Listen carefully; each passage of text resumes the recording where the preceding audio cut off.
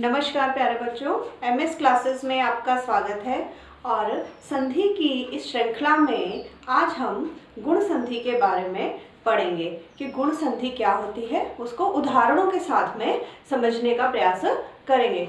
तो गुण संधि की परिभाषा है अ आ स्वर के बाद ई उ री आते हैं तो उनके स्थान पर क्रमशः ए ओ अर हो जाता है।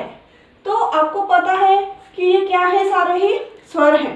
स्वर है अ आ ई उ री, ये सभी क्या है, स्वर हैं। और पहले दो स्वर क्या है, अ और आ।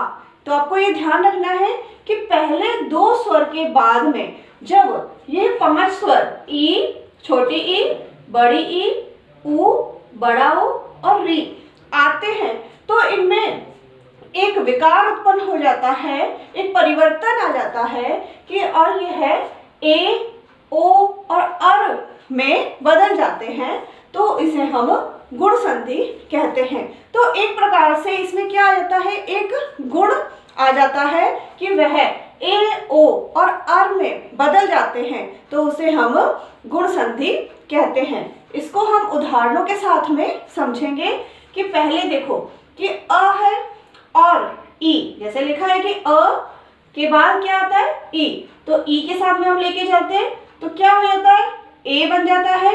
जैसे उदाहरण देखो, देव जमा इंद्र, यहाँ पर अ की ध्वनि है, ई जब ये मिला तो क्या बना, ए, क्या बन गया, ए, देवेंद्र।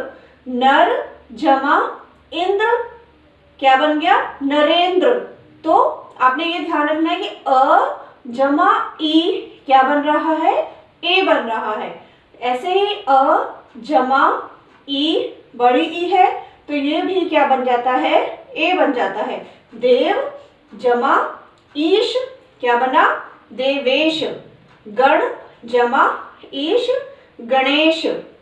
इसी प्रकार ये दोनों थे अ, अब हम क्या ले रहे हैं, आ में क्या है, छोटी ई ली तो क्या बना, ए। यथा जमा इष्ट, यथेष्ट।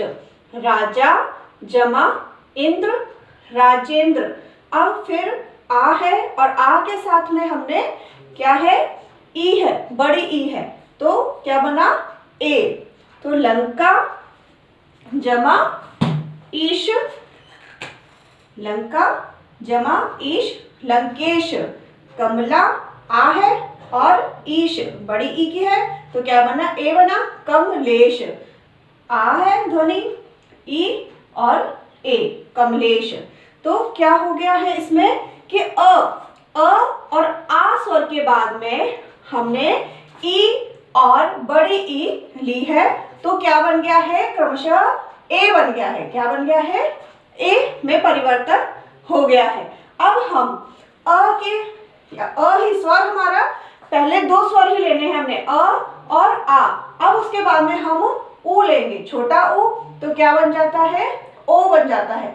उदाहरण देखो, पर जमा उपकार, तो ओ में बन गया, ओ परोपकार, जुड़ गया अ और उ तो क्या बन गया, ओ। सूर्य जमा उदय, क्या बना, सूर्योदय। अ जमा उ, क्या बना, ओ। जल जमा उर्मी, जलोर्मी। सूर्य जमा उष्मा, सूर्योष्मा।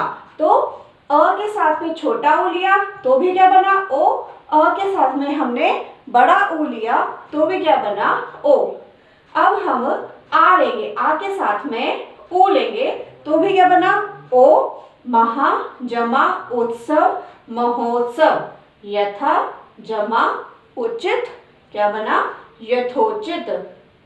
आ के साथ में बड़ा उ तो क्या बना, ओ। तो महा जमा ऊष्मा, महोष्मा। दया जमा उर्मी, दयोर्मी।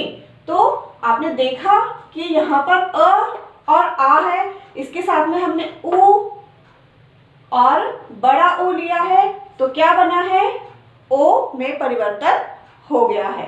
अब हम क्या लेंगे, अ के साथ में लेंगे री, तो री लेते हैं जब अ के साथ में, तो अर में परिवर्तन हो जाता है। सप्त, अ की ध्वनि आ रही है, ऋषि री, सप्त ऋषि, देव जमा ऋषि देवर्षि, आ के साथ में री लिया तो यहाँ पे भी अर बन गया, वर्षा जमा ऋतु वर्ष ऋतु, पिता जमा ऋण पितऋण।